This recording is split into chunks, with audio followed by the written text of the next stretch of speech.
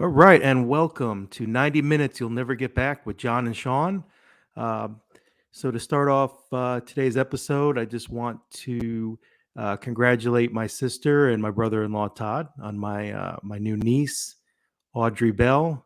She was born at 5:46 a.m. on February 24th, and we just love her so much already, and we're so excited. All right, now to get on with the show. Let me welcome my esteemed colleague, Sean Davis. Welcome, Sean. Esteemed? I'm so honored. Well, it's good to see you. How's it going? Good to see you. All right, I'm good. Another day, another dollar. Yeah. Ready to roll. All right. First topic on our list today in the news is Kanye and Kim are officially divorced. A lot has been going on there in the news. A lot of talk about Kanye's behavior, that he has a new girlfriend. You have any thoughts on that? Have you seen the new girlfriend? She's like a twin of Kim Kardashian. Yeah, it's like if Kim was like a legitimate Louis Vuitton bag, like this girl is the Louis Vuitton bag you get on Canal Street. You know what I mean? Like they're the same person, but there's enough of a difference to be like, this is a knockoff. You know what I mean? Like it's eerie. He was dating that blonde girl from Uncut Gems for a little while there. Oh, I didn't know that. In between, you haven't seen any of that? Like, there's some interview with her. She says they ask her about being like a muse to Kanye, and she's like, "Well, I was Benny Safdie's muse when he wrote Uncut Gems," and just the way she said it, like people like, "Is this bitch high?" It took off for a little bit. They were dogging her because it was Jams, but no, the new girlfriend is like if Coca-Cola to Coke Zero with Kim Kardashian. Like, it's not the exact same thing, but it's pretty fucking close, like do you think his friends or anyone around him saying that, like, wait a minute? I mean, because Kanye, you're right. I mean, just act like they don't notice. Exactly. Like, what are you gonna say to this guy? I don't think he's hearing it. Like he's at like one of those points where in like celebrity where I don't think, like, if you didn't already have a guy that would look at you and be like, come on, man, like, you're not gonna get one now. Like it's all yes men at this point. Right. I'm not a big celeb. Go ahead. I'm not a big celebrity person, but I would find it interesting to hang out with him just to see what that's like. I would hang out with him right now. Yeah. And not just, he's rich, you know what I mean? Like I was saying the other day, I was at the barber shop. I came up there's like a clear divide in his career musically. The first like 5 albums are classics. And then there's still good stuff after that, but like nothing where the whole album is like, okay, this is all really good. And like, I guess you just get to that point, like, because that made me think about like other people and like how like when's the last good new thing Paul McCartney did? You know what I mean? Where you just kind of accept that like this person has gotten to forever famous level, and he's there. He's at that point. Like so. No, there's nobody curbing him because he's at forever famous. He'll always be famous. It's not like you're not going to see him on The Surreal Life in 20 years. If you remember that show. I remember that. Like, where people who were very famous at one point, but didn't sustain that fame. Like, he's never going to be that. So it's tough when you're like that to have somebody be like, dude, this is the same girl. With Kanye, I think people forget some of the great work he's done. That the Power video is incredible video, dude. And I mean, it goes back. I mean, like there. And this is, you brought it up. I was going to say it in a minute. Like, how much of this do you think has to do with the Netflix documentary? Like, there's still the third part coming. The first 2 parts of that is all about him. Like, it kind of picks up where he's like a known producer who makes excellent beats. but he's trying to convince everybody he can rap, and nobody's hearing it. Everywhere he goes, like he wasn't like Rockefeller enough for Rockefeller, but he was not like backpack rap enough for like the most deafs of the world. And he was like stuck in this in between, and no one wanted to hear it. The whole first 2 episodes, it ends with him winning the Grammy. And at the end of his speech, he said something like, everybody asked me what I would do if I lost, and I guess we'll never know. And even the friend that does the documentary with him, he's like, I thought that was the end of this. I thought that was perfect. And it's like, he goes, little did I know what was to come. And then it cuts away to quick clips of like, George Bush doesn't care about black people. Taylor Swift, Taylor, I'm gonna let you finish in a minute. Beyonce had one, and it's all the craziness. And it's like, if that was the end, and that was the guy he always was, you go like, man, this guy, like everybody doubted him. He always believed in himself, and he made it happen. That belief in himself is what's caused everything else since then, though, too. But his early music is phenomenal. Absolutely. Up to the My Dark Twisted Fantasy album, the one with Power on it. After that, it's been like a mixed bag. But everything before that is like, but this guy just doesn't miss. Just bang, bang, bang, bang, bang. You know what I mean? Like, it feels like the industry went with him, because when after that album, I think is also kind of when the industry itself really hasn't had many memorable songs or albums that I could personally. Yeah, full albums are tough at this point. Yeah, that might, like, you could make an argument that album is the last like start to finish, full blown, no debate classic album. Maybe in all of music. One of these weeks we might want to look at the last 10 years, and what are the top albums, because I would love to, we won't go into that today, but I would love to break down, yeah, I'd albums. Definitely be interested in doing that in a couple weeks. Yeah, especially since TikTok really changed music. Yeah, for sure. All you got to do is make a video with a certain song. That guy with the skateboard and with the cranberry juice, listening to Dreams by Fleetwood Mac, that went viral, and that song was like number 2 on the Billboard charts that week. I know, it's that crazy. Song was released 40 years ago. What? No, it's crazy how old songs now are becoming popular, like you said, because of that. Because of that, you know what I mean? Yeah. Like a whole new. You know how many people like I knew that song my whole life. I grew up listening to music all the time. But how many teenagers have no idea who Fleetwood Mac is? Mind you, the album, I believe that's on Rumors. That's one of the highest selling albums of all time. No idea who it was. This guy just makes this video, this 30 seconds where that plays in the background. People go, what song is that? Bing, bing, bing, bing. Next thing you know, everybody downloads that song. The power of it is there. But we're moving off the Kanye thing a little bit.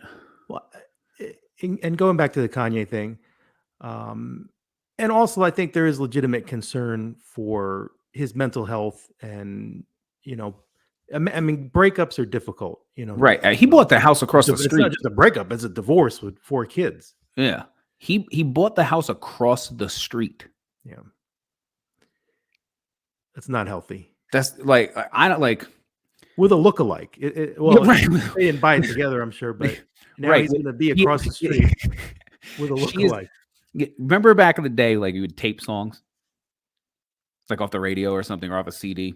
Yeah. That first tape sounded pretty close, but then, like, let's say I gave you the tape of me recording something off the radio, and then you recorded off that tape. The sound quality wasn't as good. Like every time, every recording off a recording, like, diluted the quality. She's the tape recording of the tape recording of Kim Kardashian. That's the perfect analogy. Can we get into Pete Davidson here? Yeah, oh God, please. It's kind of the low-hanging fruit of this whole thing to pick on him and ask, how did that happen? But how did that happen? There's no his dick has got to be as long as my arm or something, because when you look at him, he is not a particularly attractive human being.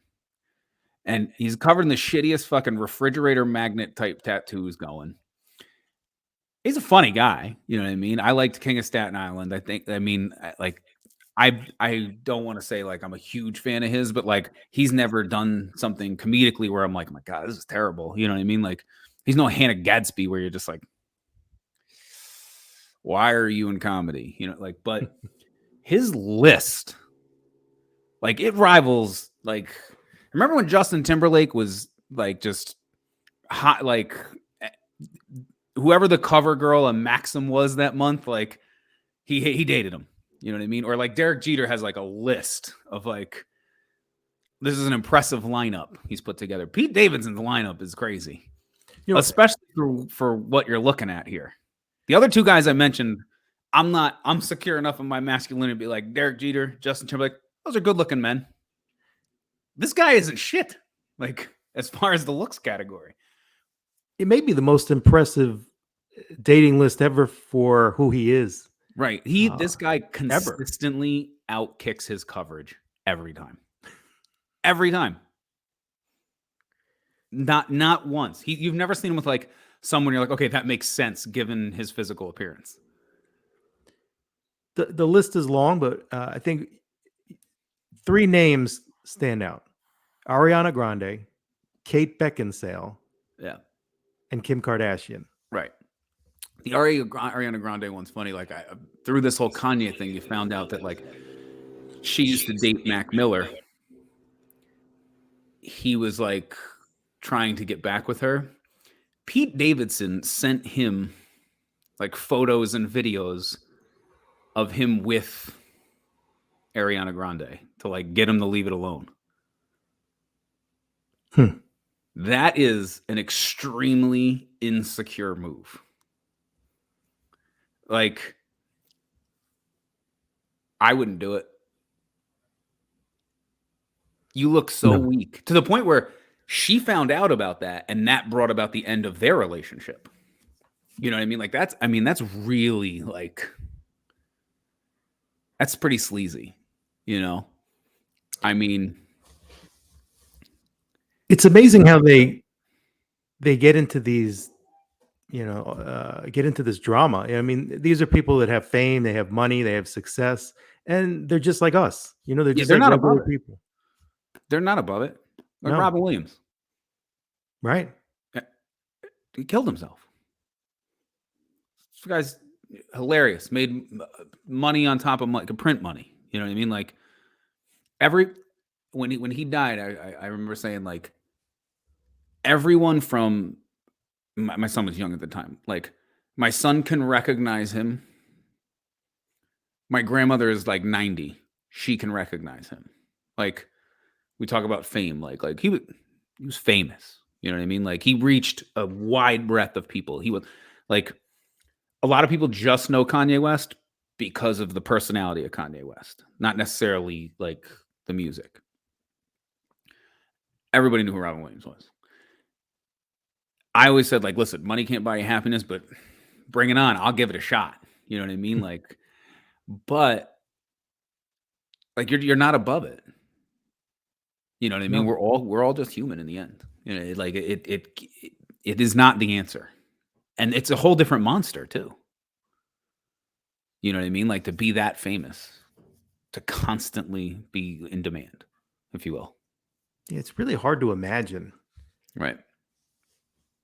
So talking about celebrities here, we have another one. We got one that got himself into some trouble. He made some comments about toxic masculinity. So we have Do you have a quote? Yeah, we have Sean Penn, and he said, "I am in the club that believes that men in American culture have become wildly feminized." And then you had a response from Thandi Newton, who said, Actress. Yep, she said, "Dude, what are you saying? Like for real, you're a gibbering fool. MF, you used to be sexy, but now you're just tragic. In front of your daughter, that poor little mite. God, thank God her mom's so dope." Sean Penn also had added, Yeah, well, he said about men becoming feminized, and there was another part about men giving up their jeans for skirts, which that part I don't think was necessary. That's extra, Yeah. but get ready. He's not wrong.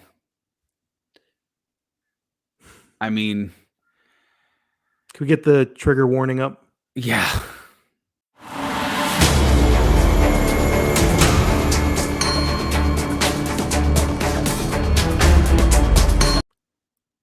It's the idea he's trying to convey is not inaccurate. Jeans for skirts, excessive. Undoubtedly. And everything starts, like, the road to hell is paved with good intentions. Everything starts with the best intentions. The roots of what he's talking about comes from the fact that for a very long time, let's be honest, we got away with everything. It's true. And I will admit that, you know what I mean? Like I've said, like, when like Me Too really became a thing, I looked at my life and I said, you know, if I ever was in a position to be one of these men, and would I have I put myself in a position where someone would come after me? The closest I would ever have come is like trying to convince a girl to sleep with me.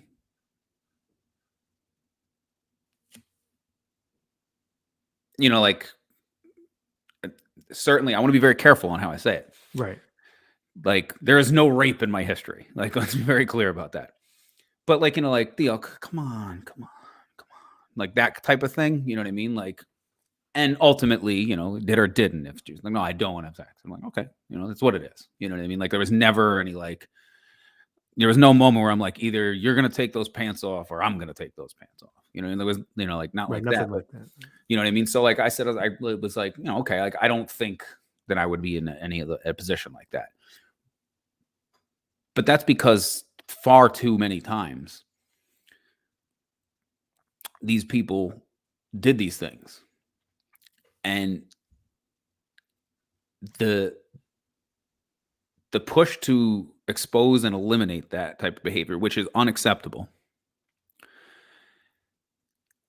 the push back is things like, if I was at Home Depot or Lowe's and I seen a woman by herself loading 2x4s into a truck or something, you know what I mean? Like something like she's struggling with it. You know what I mean? Like, you know, I would be hesitant to offer help because, you know, I don't want to get looked at like a fucking creep. You know what I mean? When literally my intentions would just be like, hey, miss, do you need help with that? Now, that would be a chivalristic act. You know what I mean? Like, to help this female who was struggling with this thing that I knew I was capable of helping her do. But instead, I'm going to walk away and get in the car and leave, and she's going to continue to struggle to do this. The source of that, in that thought process, is, well, I don't want this to get misconstrued as more than it is. And what do? Do you say like, hey, miss, not hitting on you, do you want help? Like, what? You know, like, so I said, like, you know, we are of that last generation who grew up under boys will be boys, if you will. That's not a thing no more. Well, it's funny too, because, you know, growing up, I think it was always accepted that, you know, girls like bad guys. And then Yeah, pretty much, I mean, I never heard anyone really think that was offensive or that was, you know, wrong, you know. And listen, from I get it. Listen, I have a lengthy history myself. It doesn't look like, you know, Pete Davidson's, but, you know, like, I got a lot of that attention because I had like an alpha magnetism, you know, and I definitely use that to my advantage. You know what I mean? Yeah, But go ahead. there really isn't a clear line drawn between what is toxic masculinity and what is masculinity in my That's the mind. thing. There's no like, it's a blurry line. Like, what is too much? It's a hard, it's hard. I'm sure that we have viewers that have strong opinions on it, but for a lot of people, I don't think it's clear, Yeah, uh, what that is. What I think that's why it's important to have different guests on that can kind of enlighten. for 'Cause sure. honestly, I don't have a particularly clear, view. I think that's what Sean Penn is kind of trying to get at in that quote is, is it okay to be a man at all? You know, or- Right. That's really what it comes down to. Like my grandmother, rest her soul, sweetest woman on the face of the earth, and like she always like I spent like an inordinate amount of time with them, like for most grandparent grandchild relationships. You know, I learned everything about being a man from my grandfather, and I learned everything about being a gentleman from my grandmother. I am a open doors, pull out chairs, type of guy. I to the one point she's like, if you date a girl and she smokes, have a lighter to light her cigarette. Like right down to that. I mean, she came from a time where literally she didn't smoke, but literally everybody smoked. Like so it's. But I feel like that stuff is clear. Like if I open a door, I'm like, all right, like that's a safe thing. But like I said, like to over involve yourself in a stranger's life. Who's to say she doesn't look at it like this guy's just helping me because he's trying to angle something? when I mean, we grew up, we're about the same age. We grew up in the, I would say, the early 2000s. Big club Mhm. days. Yeah. Back then, if you went to the club and you asked a girl, may I may I have this dance? You were not going anywhere with that. No, they were gonna I laugh at mean, you. You just started dancing. yeah, you would just. I mean, this is true.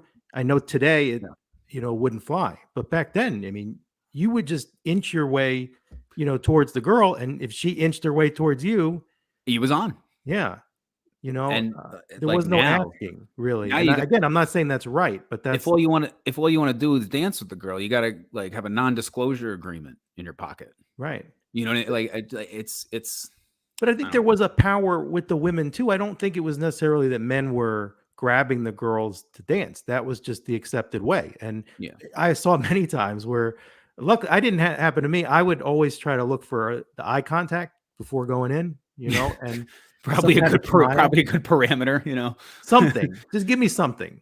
instead of just So totally creeping up from behind. right, just anything that That makes that this okay. A right. stamp of approval. Yeah. But some guys didn't have that No, no, God, mindset. no. And I would see the guys kinda they would get the little push off. Yeah, and some of them that wasn't enough.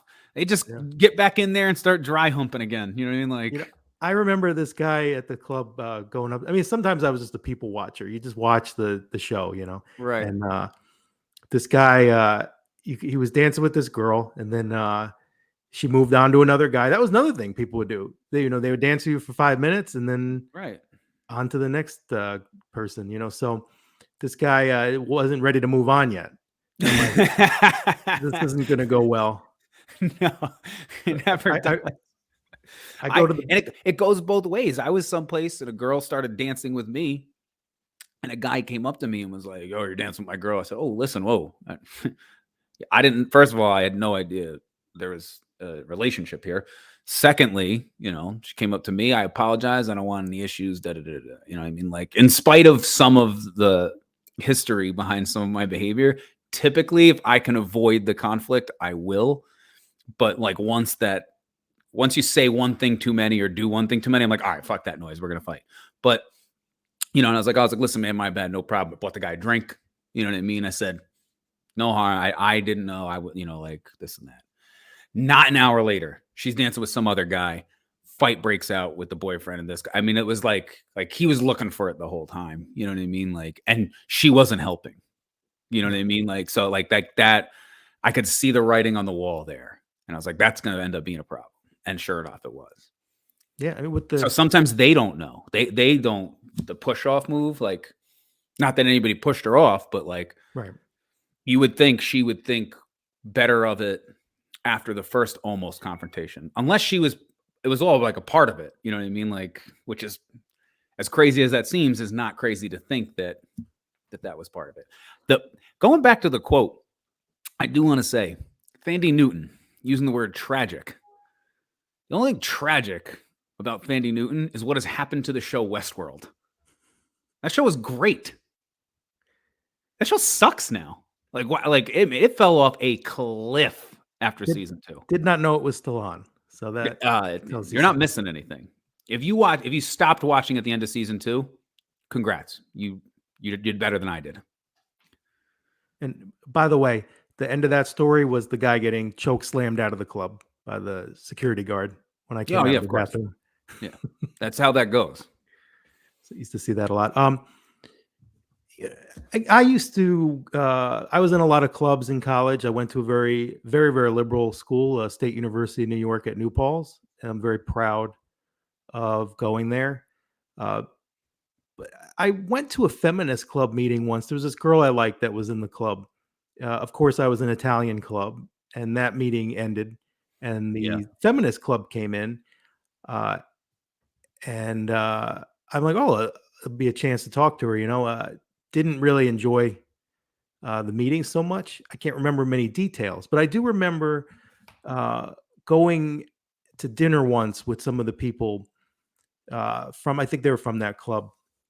And we go to dinner, and it's a waitress. It's a woman that comes up to the table, and she says, how are you guys doing tonight? And one of the girls that, at my table, she goes, guys, and she just lost it. About that word, right? So I couldn't believe that she was so angry about that, So, I was like, come on, guys. She didn't mean anything by it. And she goes, guys. I'm like, okay.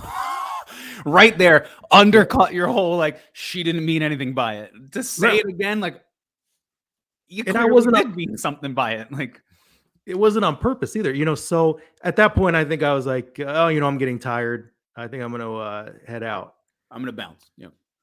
So there's some gray area, and then I think I get it. I think if you said to a group of guys, hey, gals, how you doing? That would be an issue. But at the same time, words change. And I think guys has taken a meaning of people. Yeah. Okay. You crutch to certain phrases and sentences and statements and words at times in life. If I interact with a waitress or a cashier or, in some sort of clearly financial transaction, I use the word darling a lot. Thanks, darling. Have a great day, darling. I have taken hundreds of Uber rides. I don't have a 5-star rating. I have like a 4.98, and it pisses me off because I'll never get that 5 back. I can only think of one ride. I got an Uber, and I said, how are you today, darling? And the Uber driver goes, I don't do that darling thing. I said, oh, my apologies. I don't want to offend you. I didn't mean anything by it. It's no problem. I'm almost positive that's the reason I don't have a 5-star rating. And I meant nothing by it. You know what I mean? It wasn't, I didn't say it to, what's the word I'm looking for? I didn't say it to patronize this woman. It just didn't land. And she had an opportunity to let me know that it didn't land. Like, I didn't barf in her car. You know what I mean? Like, but that darling comment was enough for her to go in, because when you rate back and forth, like as a rider, you rate them, that you can pick whatever star it is. As a driver, they have to change it from a 5-star to change it. Apparently that was enough to make it a 4. Well, yeah, intentions are important, and Mhm. I mean, it's people's right to feel how they feel, Yeah. but I don't think we can just discard intention. And that's part of the problem is we far too Yeah. often don't like, I used to teach every class at my job, and one of them was sexual harassment. And the thing they always tell you is that, sexual harassment is solely up to the person who feels harassed. You know what I mean? Like, you can say whatever you want about and whatever you meant by it or this or that. If the person is offended, that is what defines what is and isn't. If you're telling some off-color jokes in the break room at work, and like you've screwed up. I don't mean it like that. You know what I mean? But like, far too often the intention of the statement or the action is completely disregarded. Yeah. I mean, and that's 100%. that's not just with, sexual harassment. That's with racist comments. I mean, like anything like that. You know what I mean? Like, the context and intention is important. Absolutely. How I feel about uh, some of these issues too is just be consistent. So feminism, I wouldn't say I always have agreed with how feminists have handled things, but I do agree with feminism that feminism basically is that everybody's equal. But if you're going to say everybody's equal, right? Like I always wonder, do you think there was any feminists on the Titanic? No, When they said, no, only women and children first. Do you think yeah, anybody said, "Hey, wait a minute, no, we're right, all equal here"? yeah. You know No, they what? were like, "All right, let me get that boat." You want some feminism? I get a foot of snow tomorrow. Watch how quickly equality goes out the window when it comes time to shovel. It's that simple. You know There's what I no mean? It's equality of like shoveling. it's 100 degrees outside, but the grass got to get cut. So I think a Who's lot of doing the that? stereotypes of men are No. kind of staying in place. Yeah. I really don't know how many people still look at it that men can be a stay-at-home husband. I know that maybe people say they believe in that, but I'm not sold. Even if they say they I believe in that, I I'm don't think. essentially that at this moment. Yeah. I mean, granted, school and other things, you know what I mean? But like, I do a lot of the more traditionally female role in the house. Just, she works a ton. You know what I mean? Like, I'm just using my own Right. situation. That's understood. There are times where I'm like, this doesn't feel right. Not because like I feel like I'm getting taken advantage of or something like that, but like I feel like, am I doing this right? But that's the societal norms and Right. historical gender roles and all that. That's that stuff playing in my head. Like my contributions are invaluable, and that I know, and I know it's appreciated because I'm told that all the time. And I still do I'm the only one that's reaching the top shelf of the cabinet. You know what I mean? Like, somebody's got to open the pickle jar. Like like, so I'm still meeting all that criteria, but as you know, because we talk, like, I'm putting on and getting off the bus. You know what I mean? Like, you know, working 12 hours at night overnight as a nurse, there's days in between where it's just sleeping in between for her. And it's in those times where I'm cleaning the house and doing, like yesterday, I cleaned the house all day yesterday. I couldn't open the pickle jar once for Nancy. Mm-hmm. Lowest moment of my life. Oh, I'm sure. That's because like that is the ideal of like manhood, like to do the thing they physically can't do. And it's like, shit. That's some stuff to make you like after that you go, like, she says, what are you doing? You're looking out the window and it's raining and like Sounds of Silence by Simon and Garfunkel is playing. For some reason, everything's in black and white. Like, that's your life after not opening the pickle jar for a solid 20 minutes. Just staring out the window. Hello, darkness, my old friend. And like just sad, just sadness. Like, and you just look at the jar like, there's got to be a reason here because it's not me. Is is it glued shut? Yeah, Did they you're glue it? immediately like, what did they do at the factory? You know, you're like, "Ugh." I mean, I would assume I've never not been able to open a pickle jar. I know. It was glued shut, so it's Yeah, not my right. No, fault. it's clearly somebody else's fault. If anyone opens it, well, I loosened it. Yeah, it's like Arthur and the stone and the sword. Like, you know, like he pulled it out, but you know there was another guy there, be like, I mean, I almost got it like last week, so that probably helped him. Well, she Like, was nah, it was even only saying, Arthur that was getting that out of there. Like, well, she was even saying to me, you know, you loosened it. I'm like, don't patronize me. yeah, right. And your wife is one of the most genuinely sweet people I know. Yeah. So I'm sure she like actually really meant that. Yeah. Like, No, she did. You loosened it, and you're She like, knew the pain I was going through. Inside, you're just like, please don't talk to me. You know, Yeah, not right like now. it's not about you, it's about me. Like in your head, you're like my grandfather's rolling over in his grave about me right now. You know, like you're just like, oh yeah, you've shamed generations of pickle jar openers. Right. You're gonna have to walk through the town square with people just shame and throwing like rotten tomatoes and shit at you, and you just gotta walk and take it. They're like, what is it about? Couldn't open the pickle jar. I go, what a pussy, you know? Like everyone knows. They just look at you and they know. Right. They know what see you the next day. Like, what's wrong with you, man? Pickle jar. And like, oh, that's terrible. You know. So I guess if there's a message here, don't take that away from us, ladies. You know, it's not sexism. We have this is like you said. It feels like that's what we're here for. Unless one of your hands is broken, you do not give up opening the pickle jar. Do not surrender. Oh yeah, you keep going for like an hour until you. Yeah, I don't care how long. You might, even if you got to break the jar and put the pickles in something else. You need to be responsible for getting access to the pickles. Otherwise, from work till I get this. It will ruin your day. Yeah.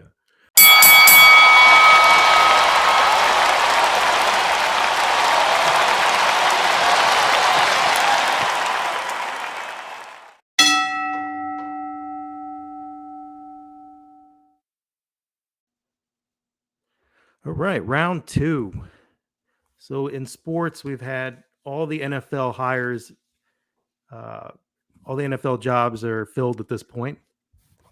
So let's go through some of these head coaching hires and see what we think.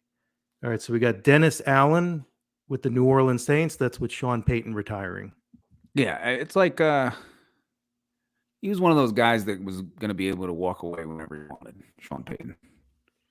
There's no stretch in the history of that franchise that was better than him.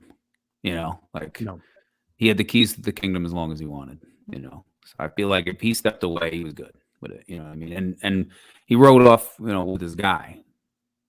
Basically, he did one more year without Drew Brees, really. You know, like so. You know, guys with no previous head coaching experience are always like tough to grade. Like, oh, that's a great hire. Based on what? It's a different job. Yeah. You know what Sean, I mean? I can't even remember who the Saints coach was before Sean Payton. Jim Haslett? I think that's who Maybe? it was. You know, I don't know. But I'm not 100%. I do know he was the head coach of the Saints at one point in this last 20 years. You know, like, so, like, if there was another guy in between, my bad. But you're right. He is the guy. Yeah. Like, and he will be, and he will be. Like, that's not that he's to the same extent of success. Like, you know, like, you look at like a Chuck Noll. Although the Steelers have only had 3 coaches the last 50 years, so that's a bad example. But, like, you know, you'll look at as good as the Cowboys were with Jimmy Johnson there in the 90s, like, that's Tom Landry. You know, or like, you'll always associate the Patriots with Bill Belichick, no matter who coaches that team. Or like the Packers. The Packers have won 2 Super Bowls since Vince Lombardi with 2 different coaches. If you said like who Packers coach, the first thought is not Mike McCarthy or Mike Holmgren. It's Vince Lombardi, and he's been dead for 50 years. Yeah. You know, so like, but like a new hire like that, like it's tough to gauge because coordinator and head coach are 2 different jobs. I think all I would add to that hire is that it's a defensive coordinator. Yeah. I was going to get on that in a different spot too. Yeah. That that's what makes it a little bit different. And especially because they have no idea what's going on at quarterback now. Right. I mean, you would think an offensive coordinator would make more sense for that franchise. Yeah. And while we're doing this, we can jump onto the Bears. Yeah. Eberflus, right? Is that how we pronounce it? Yeah, Eberflus. Matt Eberflus. He's not listening, so if we get it wrong, it's all right. Defensive coordinator. You have a young quarterback. And you had an offensive head coach that you just got rid of. Not saying he was any good, but you're now the guy steering the ship. His wheelhouse is the other side of the ball from the guy you have the player you have most invested in. And with a kid like Justin Fields, it's figuring out how to maximize his positives, like how the Ravens do with Lamar Jackson. And I'm not saying Jackson and Fields are the same player. That's not what I'm getting at. Like, they play to Jackson's strengths, which ideally you'd think every team would do, because he does things differently than, like, the standard 2/3 of the NFL quarterback. You know what I mean? Like, there aren't like him at all. And like, Fields is that type of player where you're going to have to tailor something around that. And now you have a head coach that is not, that's not in his wheelhouse, and I get, like, you had an offensive coach, you want to make a change, let's go the other way. You'll bring in coordinators and whoever you want. But, like, ultimately, this is the guy making all the decisions. Or is he just going to go in there and be a defensive coordinator head coach? Right. And give the offense away. Well, with the New York Giants, we have a guy on the offensive side of the ball that I think fit very well in Brian Daboll. I think that, like, right now, we'll bring that back up in a second. We'll talk football before I get into Brian Daboll's physical appearance real quick. Everybody associated with the Bills right now is hot. They ain't been anything since we were kids. And, like, I don't know what the odds are right now to win the Super Bowl next year. I bet the Bills are definitely top 5 in best, not from a gambling standpoint, but like most likely to win the Super Bowl next year. And so those guys are always the guys that get jobs. You know what I mean? Like, Josh Allen, like there you go, maximizing a guy's abilities. Josh Allen's the one guy in that quarterback group, that class, where you're like, he made it. Brian Daboll had a big part of that. It's a good hire for the Giants. I feel like, especially because, like, do they know what they're doing with Daniel Jones? Is that the answer? This and that. Maybe this guy will help figure that out this year. You know what I mean? And if not, you can move on, because he's not married to Daniel Jones. He didn't pick Daniel Jones. He has nothing to do with Daniel Jones. Josh Allen is a mobile, big quarterback. Daniel Jones is a mobile, big quarterback. Yeah. So, like, that, the hire makes perfect sense. And, I mean, I suppose they did a couple of sham interviews after that. But, that was the guy they wanted. That's the guy they got. I feel like it's the best move for them. Like I said, it's hard, no coaching experience to be like, oh, what a great move. But, like, at the same time, guys who coach somewhere else, they lost that job for a reason. Or even if they chose, like, aside from guys who chose to leave, I mean? Like, I brought up Mike Holmgren a minute ago, won a Super Bowl with the Packers, wanted a little more authority. They didn't want to give it to him. He's like, all right, I'm going to go to Seattle. He chose to go do that. I think of those are rare, though. Yeah. Think of this hiring cycle. I think Daboll was, to me, the best candidate available for pretty much any team because of what Buffalo has accomplished on offense, like you said. Yeah. Side note, real quick, before we pull Daboll back up. The Bills statistically had the number one defense in the NFL last year. Not one Pro Bowler. Really? Not one. on the statistically best defense in the NFL. Not one guy. Wow. All right, so we got Brian Daboll. And this is who Belichick thought he was texting. Yeah, right. Very different physical appearance from Brian Flores. Right. That's not what I was bringing up. But so first of all, do something with your beard. It's a mess. Secondly, if I gain 70 pounds over the next 10 years, that's me.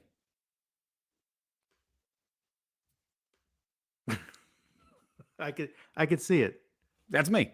like that's me. I'll have the more gray coming in. I have one. I'm actually really proud of it. It's underneath. I'm not getting rid of it. But like that's we always say you're gonna look like Eugene Levy as you get older. I'm gonna look like Brian Daboll. So you won. You won. Not me. I'm like, Jesus. I saw it like I said, that fucker looks just like me. That's it. It's the weight gain. And then once the eyes puff up and the face puffs up, I'll look like Brian Daboll. That's what it'll be. But I like that's my favorite no head coaching experience hire. Probably my favorite hire, but no head coaching experience. Nobody loves Lovie Smith, you know. The Giants are one of those franchises that, you might not be a Giants fan, but you don't want to see them crumble the way they've been, just a complete disaster. ESPN had an article a couple months ago. The last 10 years, statistically, the two worst teams in the NFL. The Jets and Giants. I think you could make an argument that the Giants offense was possibly the worst ever. I know that's a big statement, but that one game, would they have 4 completions and 3 interceptions? Awful. That's awful. No, yeah, they were inept offensively. And why? Because I had Giants on my fantasy team, so I was paying attention. Remove Saquon Barkley, who you have to remove him because he's removed more than half of the time. When he's in the game, he is far and away their best player. Think about this. The potential for that offense was big last year. You brought in Galloway. Yeah. You had Barkley coming back healthy. Mm-hmm. Daniel Jones was good his first year, so it was looking like he'd have a bounce back year. The third year, like Josh Allen. That's the year that you're supposed to become the guy. The third year, right? There was a lot of. They drafted Tony out of Florida. He looked great.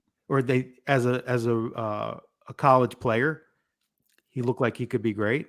And all of this absolutely shit the bed. All of it. Like there was Ingram at tight end, not a bad tight end, a first rounder. I said even before last year, like, those that don't know, I am a Jets fan. It's rough. But I said, completely unbiased, they're closer than the Giants. They're just in a better position. Because they young players. Like I said, the Giants made a bunch of moves, and it all, like I said, pissed its pants. Like just on live TV every week, offensively. And that affects your defense. The Jets had maybe the worst statistical defensive season they ever had. A lot of that comes down to the fact that they have this really young offense that can't get their shit together right now. And the defense is on the field all game. I think the difference between the two, I think I might lean Jets because of one guy, Elijah Moore. A monster. That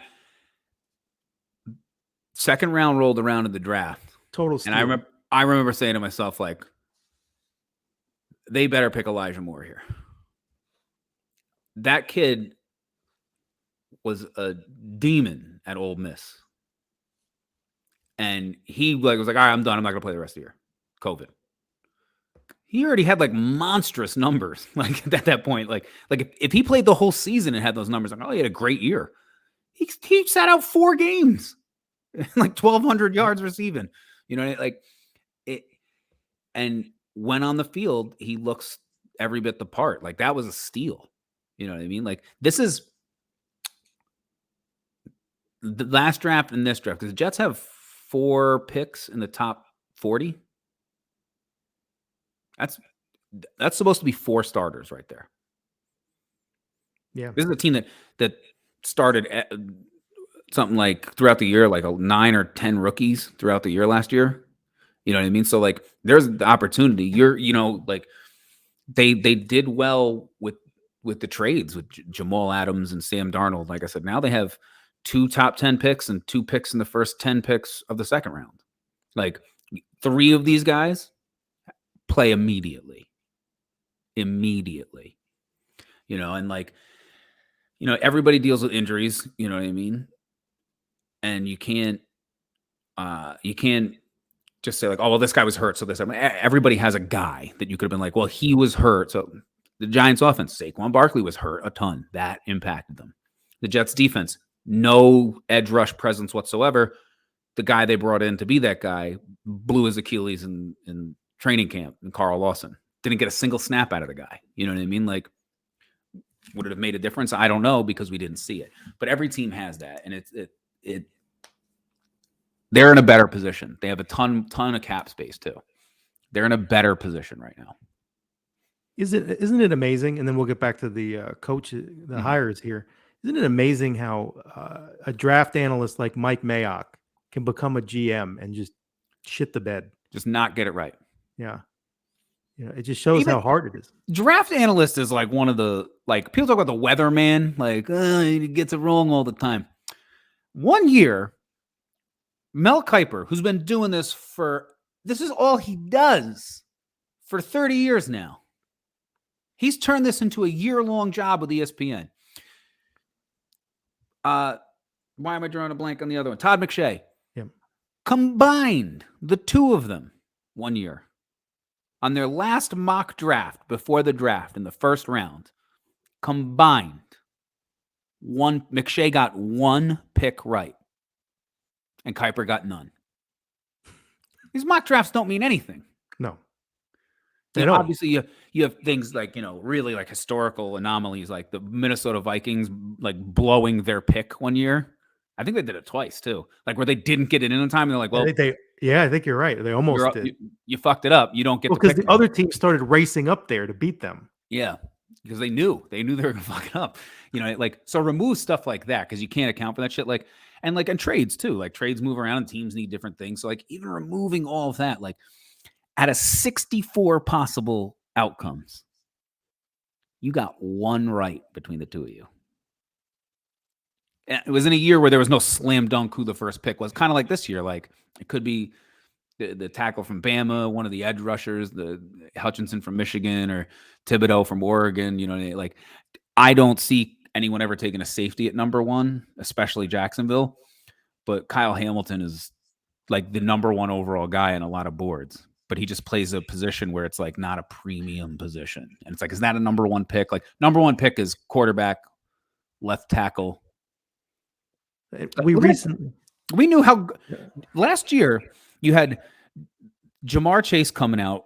He didn't play at all that year because of COVID. The year before that, he set fucking records at LSU as a receiver. Devonta Smith won the Heisman as a receiver. Receiver didn't go number 1.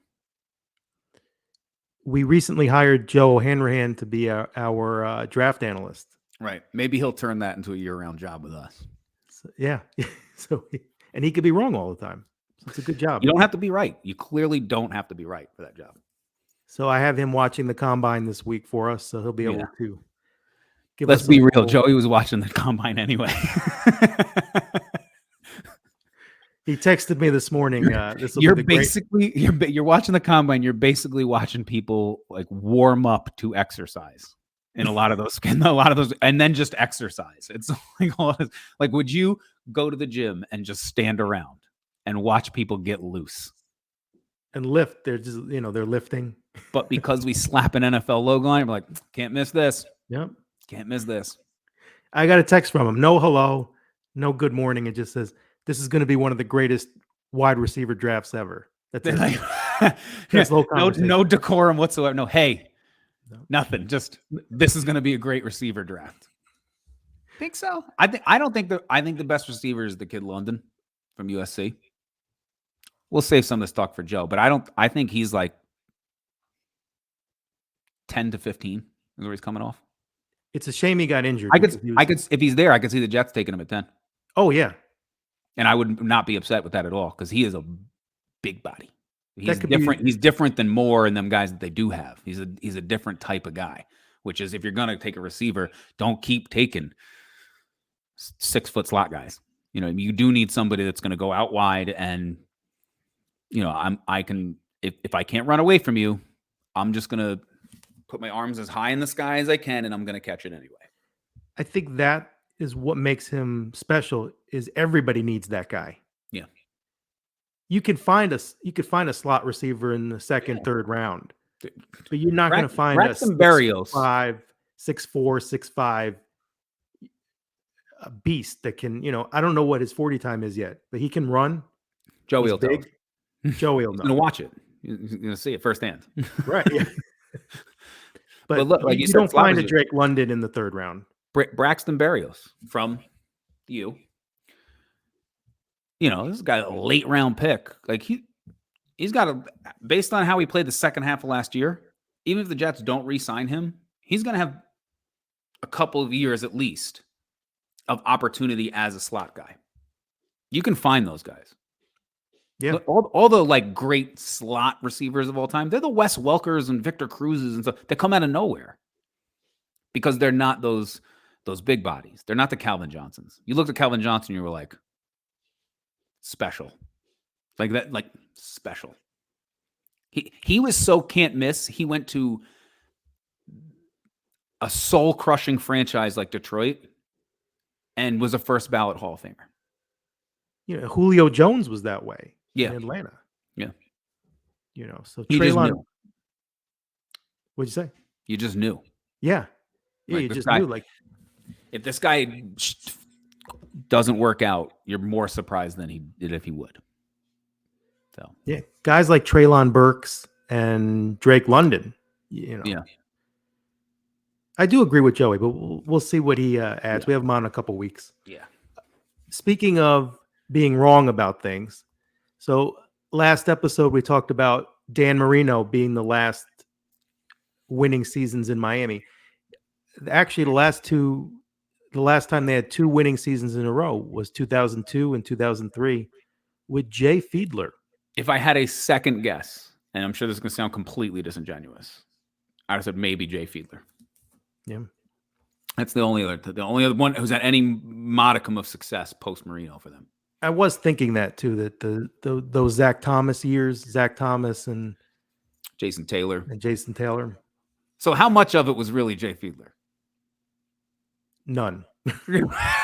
You look at Marino, like Mark Duper and Mark Clayton, they owe their entire NFL careers to Dan Marino.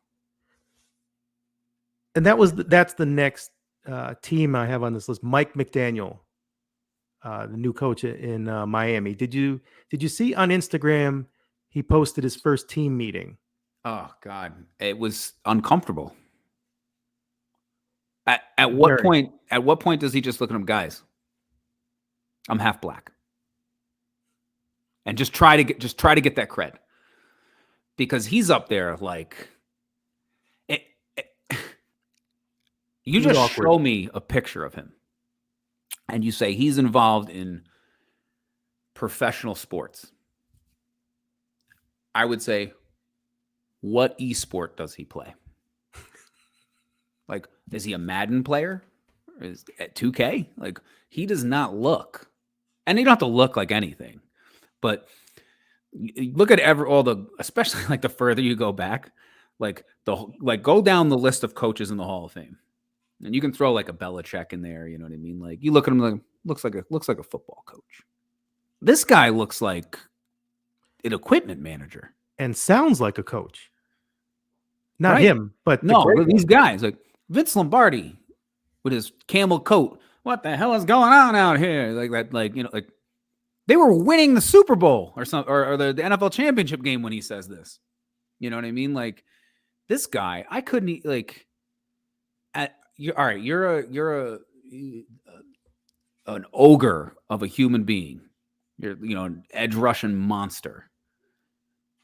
How do you take this guy seriously coming at you with criticism? Well, in that meeting, they didn't. You could No, see some of them were no. trying not to laugh.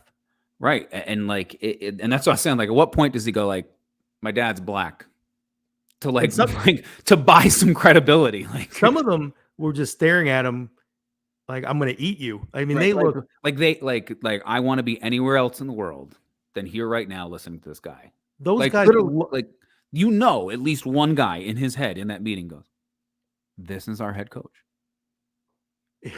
Those guys, yeah, they're thinking, where can I sign? Who else has an opening? we can't patch things up with Flores. Right. Those guys loved Brian Flores. Yeah. And I think the Dolphins underestimated how much that team loved Brian Flores. I feel bad for this kid because they didn't want Flores to leave. No. They played for Flores. Flores, like, they bought in, and that's why they were successful the last 2 years. They didn't get shit out of the quarterback position the last 2 years. No. You know what I mean? There was no Joe Burrow explosion for them to back-to-back winning seasons. Like, he maximized that team's potential. Yeah. That's what you want in a coach. And you got rid of it because he didn't play ball. And now you bring in this guy who on the surface just doesn't say, I'm going to connect. But I don't hate the hire in terms of you brought in a coach that will work with Tua. Yeah. And that you needed to. From a black and white, like, poor choice of words. From a, like, on paper standpoint, I get the hire. You got to get this kid to be a franchise quarterback. You bring in the offensive guy, the young offensive guy who's, done wonders to this point as a coordinator.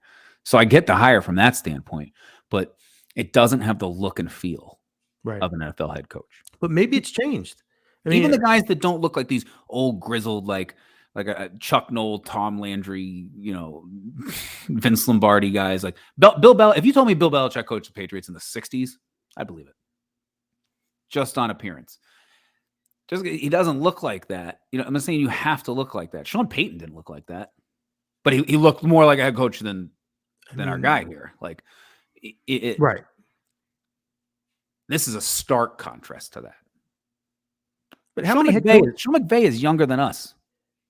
Right. He looks like he could coach a football team. And not just because he has. Even when they hired him, I'm like, all right, look like a young guy, but he looks like a coach. But people judged it. Huh? People judged them hiring a guy that was, what was he? Because he was a baby. 30, 31? I don't know how. He was a baby. Like, that's why. That's the only reason. Now we know how great he's been, but let's not forget, people looked at that like, what? Like, half the team's older than him. Right. So, I'm hoping the Dolphins are that kind of team that maybe they know something we don't know. Well, that interview though was uncomfortable, or that meeting was uncomfortable. It's not a good first. And meeting. the mic pop. Yeah, right out the gate. This was doomed. It was funny. Born under a bad sign. I did enjoy it though. I mean, it was funny to watch. I was going to say anything you find comedy in is enjoyable. The Dolphins actually were trying to get Tom Brady and Sean Payton. Why? I don't know if you saw that. They like what? But why? Yeah, they were they were like a little kid playing Madden.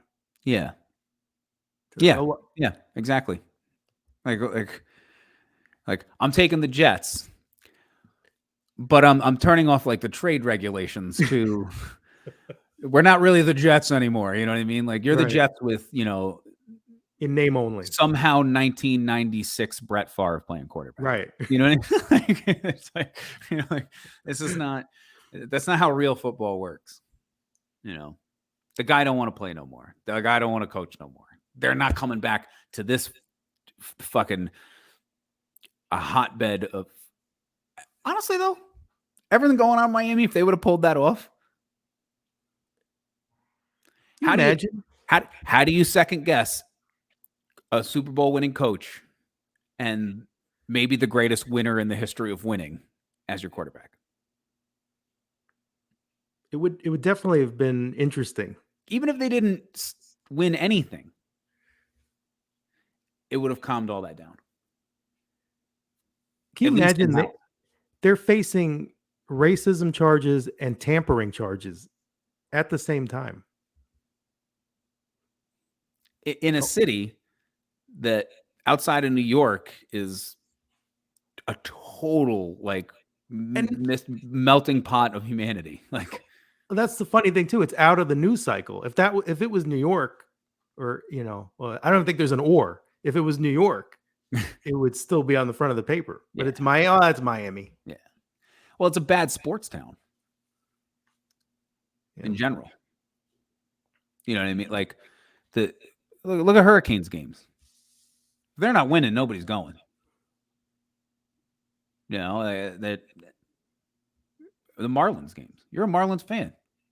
I am. How empty is that stadium when you go to a Season Marlins ticket holder? It's empty. It's all right. empty. You know, like it's a bad. There's a lot of Atlanta's a bad sports town. The Hawks couldn't draw flies if they put shit on the floor. You know, like there are some places that just like aren't great sports towns, and that they don't care as much. New York, like that's a bad example because people really fucking care in New York. It's really important. It's no one's getting in a fight. No Miami sports fan is getting in a fight over a Miami sports team.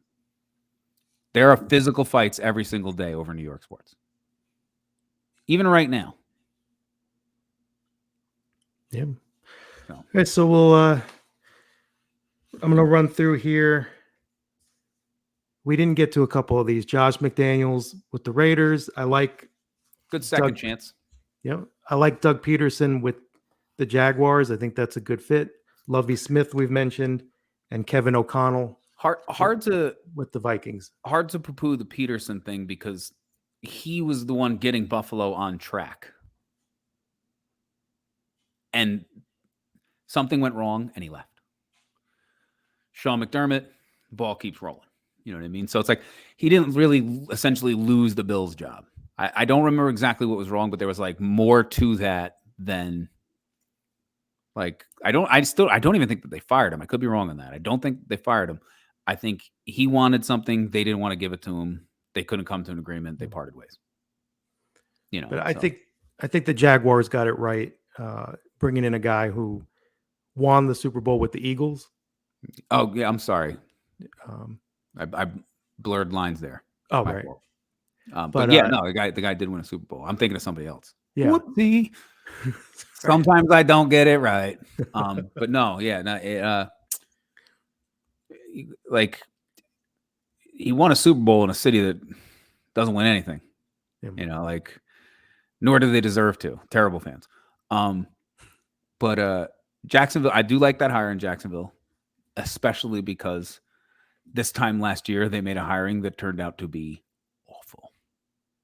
Right. So you had to go with a safe pick. Yeah. You couldn't do something like that again.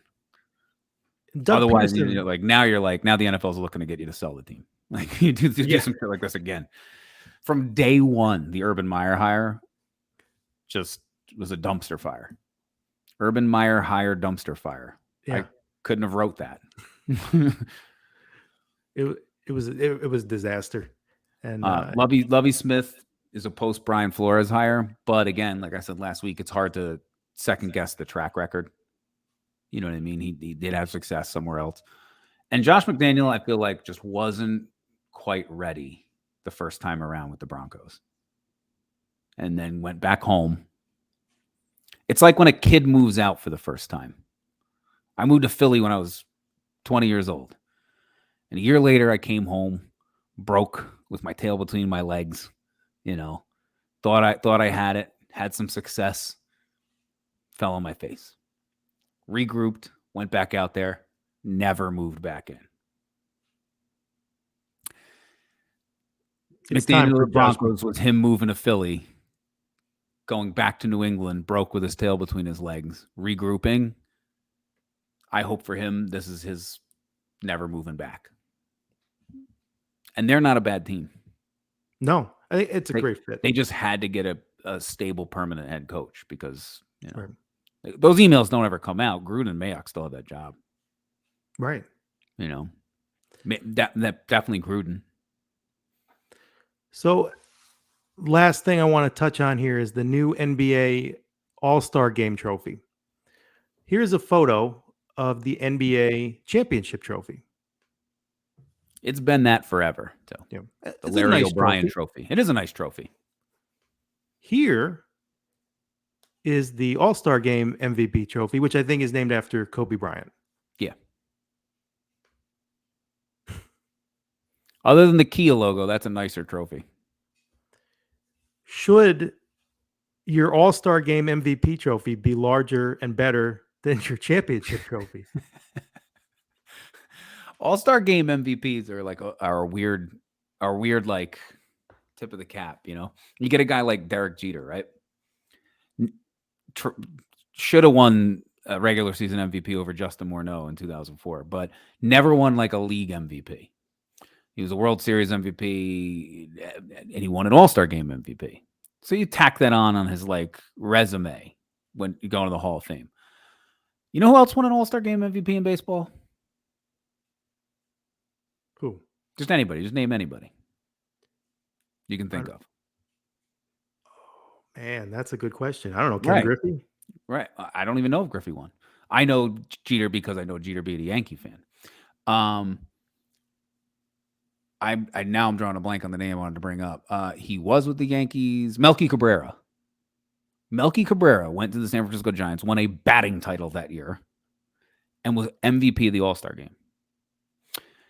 I actually recently watched a thing, now bringing it back to basketball, about like weird All-Star selections from certain decades. And one of them was Jamal McGlure. He not only did he make the All-Star team the year that he did, he made it over a rookie LeBron. And had the East won the game, McGlure would have been MVP of the game. Jamal McGlure, one-time All-Star, would have been MVP of that All-Star game. Had his conference won. This is like a totally inconsequential award. This is like Kevin Hart winning MVP of the celebrity basketball game, or being MVP of the Rock and Jock on MTV back in the day. Like this, it's only a little bit better than that because it's a professional organization that does this. So no, your All-Star Game MVP trophy should not be bigger and better than your league championship trophy. Now,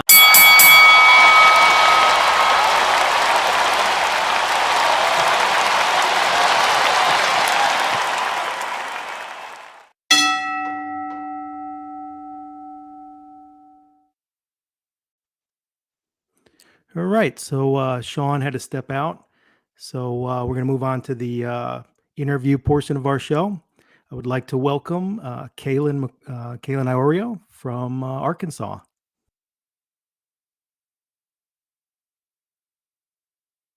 So, I don't think urology is something that a lot of people think about in terms of getting into as a profession. What are some of the weirder or interesting things that you've seen in your career?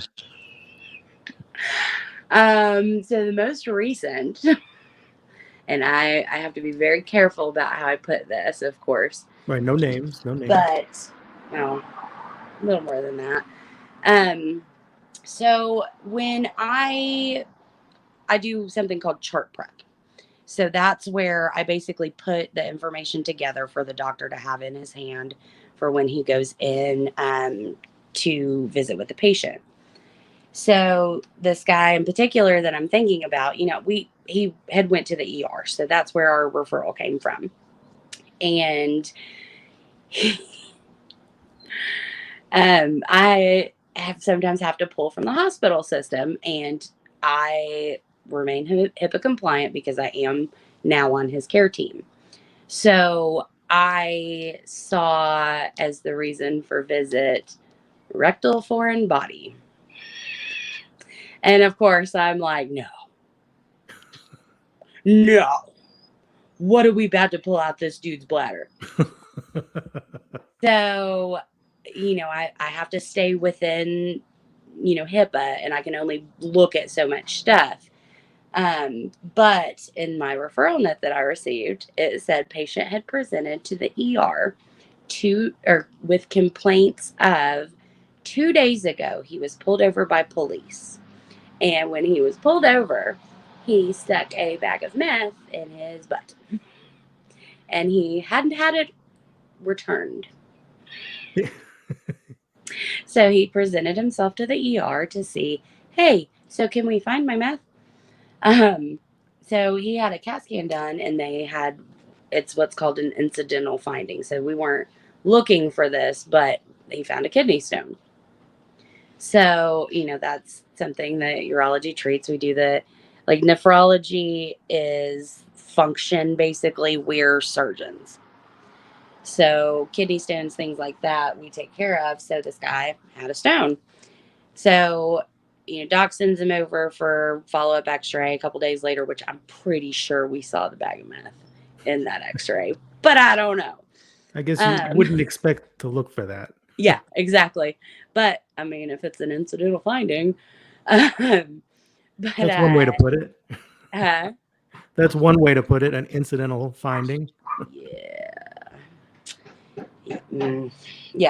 But he didn't end up following back up. But what was really funny is I'm one of those weird folks that look at the county jail websites.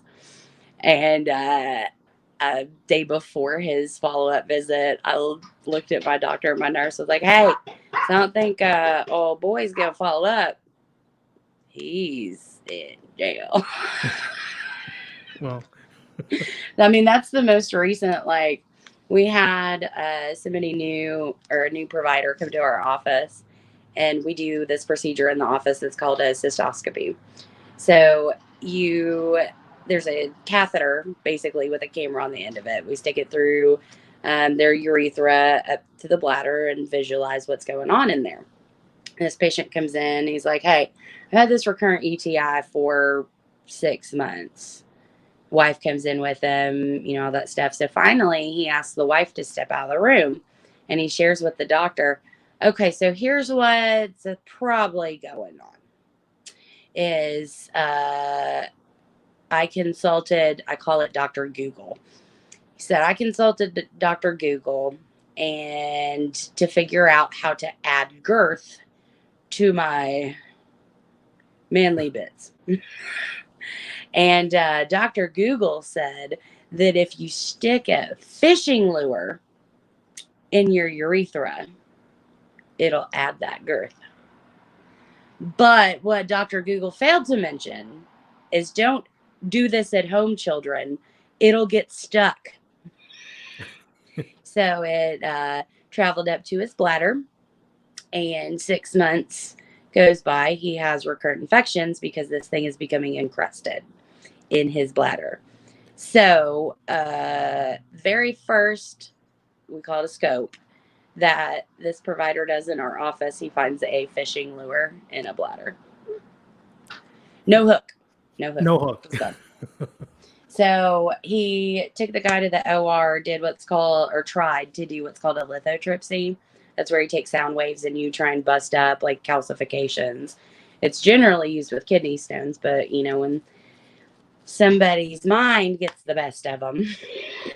So you would recommend not our viewers sticking fishing lures in your urethra or anything in general to make your dick larger. You wouldn't recommend this. Yeah. I wouldn't stick magnet balls, crochet hooks, which that's a good story too. Doc goes in to get the crochet hook out of the urethra, and when anesthesia took place, boop, out pops golf ball out the other side. I don't know how you do it. I don't know how they do it. I don't want to know how they do it. Well, and what's funny, my sister asked me in the last couple of days, so what do they do with that? Do they put it in a bag and give it back to them? Like, how's that work? So I had actually inquired about this a couple of years ago when I was first told about this story. And I asked my doctor, I said, what'd you do? Like, did you give it back to him? Like, he goes, oh no, I sent it for pathology. So, poor pathologist who never gets to see the good stuff because they're just looking for this, that, or the other thing receives a golf ball. Yeah. And you don't want to know where it's been. Yeah. Dollar bills and that. I've went to catheterize somebody or a lady and beads start falling out of her hoo-ha. I'm not going to ever look at fishing and golf the same way. You probably shouldn't. After this interview. Now, with this, I'm going to use this as a public service announcement. 2 things. First, every healthcare facility is short-staffed, so give us a little grace. And number 2, if you come in for a cystoscopy and there's a female to prep you, please don't do the wiener flip and say it's a little guy. I've just started telling people that it's bigger than mine. That's a way to handle it. Really, you got to do it with humor. And I think that that's why urology is so good for me, is because I don't have to grow up. So the stupid humor in these things is what keeps me engaged. Yeah, so wiener jokes, fart jokes, it's all fair game. Oh God, yeah. What's the difference? You had all between that training in middle school and elementary school for this moment. You have no idea, actually. What's the difference between a urologist and a podiatrist? What? When you show a urologist a foot, he's impressed. So, and you saying that I was training in middle school for this, you're absolutely right with jokes like that. I told that joke to my CEO, and now I'm responsible for giving a dad joke during every manager's meeting. Mm-hmm. Well, you did it to yourself. I'm freaking funny. Yeah, that's why we had you on. Yeah. I'm going to have some nightmares from these stories, but that's okay. That's fine. I'll tell you more later. But I think it's, yeah, absolutely. That'll be extra. People have to pay extra for that. Yes. We got to sell tickets to those stories. Oh, yeah. But I think that what you said about, treating your healthcare workers, better. I think both in terms of patients and the companies, I think is important. You have people that are like you that are doing multiple jobs or doing the job of multiple people by yourself, not always being paid as much as they should, and dealing with everything we've been dealing with the pandemic, and then in turn, patients not always treating people right. So I think what you said is important. Make sure you treat your nurses and doctors and urologists and medical assistants and everybody. Even the janitors that have to clean stuff up. Treat people. Treat people well. They're taking care of us. Yes, because trust me, if you're an ass and doc wants a lab, I'm gonna find the biggest damn needle I can find. It's not a general practice. Right. She's joking, people. Right? You're joking. Yes. Yeah. Yes. I'm very empathetic, and I'm one that I'm gonna put you in my shoes, and I don't want to blood draw at all. Yeah. I'll draw you all day. Come at me with that needle. We're gonna box. That's why I became a counselor. I didn't want to have to deal with any blood or any of that. I'm fine talking. Yeah. That's fine. Also, you grew up in Arkansas, correct? Yes. And just to point out, we wear shoes. That is the number one question I am asked by folks outside of Arkansas. Y'all wear shoes down there? Originally, I am from Springdale, Arkansas. Born and raised in the Northwest Arkansas area. The stereotype is all places outside of the Fayetteville, Bentonville metro, because we're growing, we're not quite there yet, area. So it was quite interesting. I always get to joke that my math skills are that good Arkansas education, but really that's called ADHD. But the some of the stereotypes are true, like Harrison, Arkansas, good old beginning of the KKK. Dear Lord, baby Jesus, they ain't kidding. Do you see a change in Arkansas from when you were growing up, till now? I do now. Arkansas, or Fayetteville specifically, Right. has been put on for several years now. Has been number 4 for the top place to live in the country. So I that's don't think kind a lot of, of people know that. yeah. Actually, this person that I had interviewed recently is coming from out of state and moved here because of that. So that's how I kind of I tell people I brought Joe against my husband's show. For those that don't know, I brought Joe to Arkansas against his will. But it's grown so much. Like, it's funny to talk to people who are new to the area. I feel real old when I say things like this, but I'm like, I remember when there wasn't an interstate here and it took you 5 hours to get to Little Rock and stuff like that. So it's definitely growing. Walmart is definitely taking over Bentonville. It's bringing good things to the area for sure. There's I call it Alice Walton's personal art collection, but it's Crystal Bridges American Museum of Art, I think is what they call it. It's free to the public. Unless there's like special like exposition type stuff.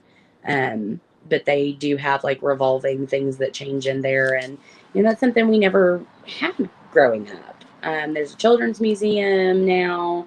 There's a gigantic Arkansas Children's Hospital, which the one in Little Rock that was there as long as I can remember was always the like big deal, and now we have our own. Like we've got a lot of medical things going. We've got Walmart starting to really grow. JB Hunt Trucking is from this area, and they in the last couple of years, I had one of their employees tell me that they just brought in 10,000 new jobs to the area, which makes complete sense because you can't buy a house for a decent for what I'm used to amount. But we're definitely growing, we're booming, and it's very different. But the second you leave outside of here, it's the same. Right. So it sounds like it's kind of like Austin. You're in the Austin of Arkansas. Yes. I've heard actually that they are trying to make that area even set up close to kind of like Austin. In fact, one of my old doctors at my first urology office, I collect shot glasses from other people's vacations. And he brought me back a Keep Austin Weird shot glass. So that's right along the lines with our saying of Keep Fayetteville Funky. Yeah, I love that. Mm-hmm.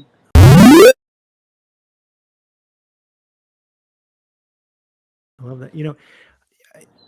On the show, you're one of our first guests. We're trying to have on people. Yeah. We want to have people from all different parts of the country. Gay, straight, trans, black, white. Everybody to hear different perspectives, because so people can see that. Yeah, we're all we all are different. In some way, we have different backgrounds, different thoughts about different things, but we all are kind of the same. Yeah. And like you said, try to break down some of these stereotypes, like you said, of the stereotype of people from Arkansas.